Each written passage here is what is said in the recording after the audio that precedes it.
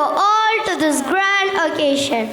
We are here today for a debate on the increasingly relevant topic: should technology replace traditional teaching methods in classrooms?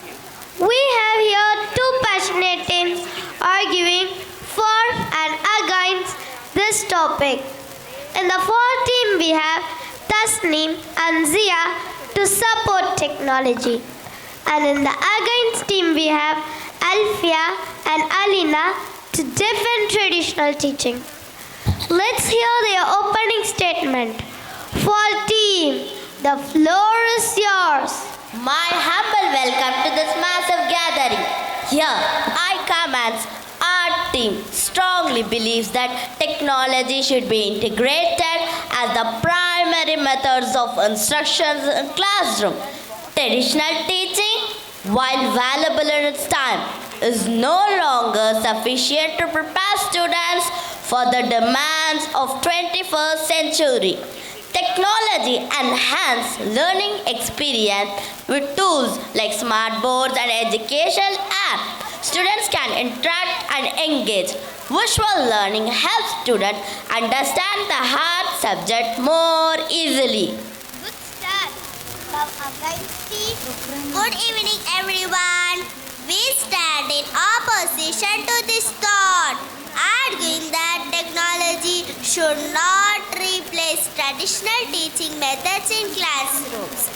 The human connection between teachers and students, development of critical thinking through discussion and debate, fostering of social emotional learning and building strong relationships are not replaceable.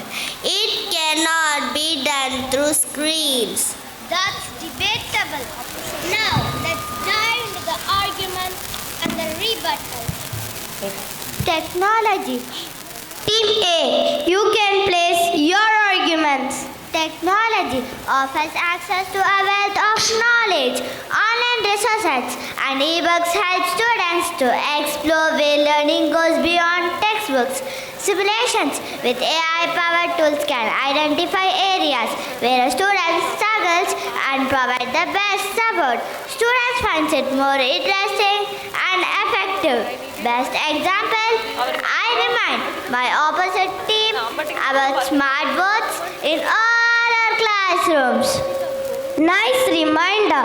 Team B, your rebuttals, please. Personalized and independent learning controls students' exposure to various outlooks.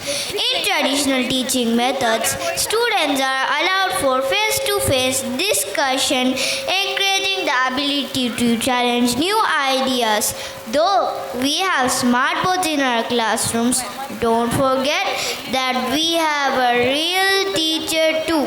Furthermore, not all the students have equal access to technology. Many students may not have the necessary devices and internet connection. This widens the educational gap bias amongst the students. The arguments are getting heated up.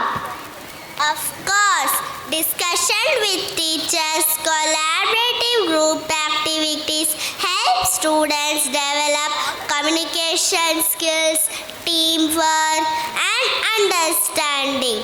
These skills cannot be developed online.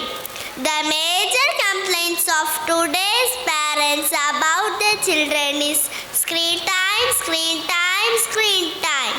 And now learning also is through screen again. I think we all remember what happened with the online classes during Corona period. It says a lot. Team A, your counter arguments. My worthy opponent talk about Corona online classes fans, but forgot to understand that technology helps us to continue learning rather than completely stopping it during difficult situation. It is also facilitated collaboration through virtual group projects. Moreover, Digital tools can help students connect with experts and peers from all around the world, broadening their views and fostering global knowledge.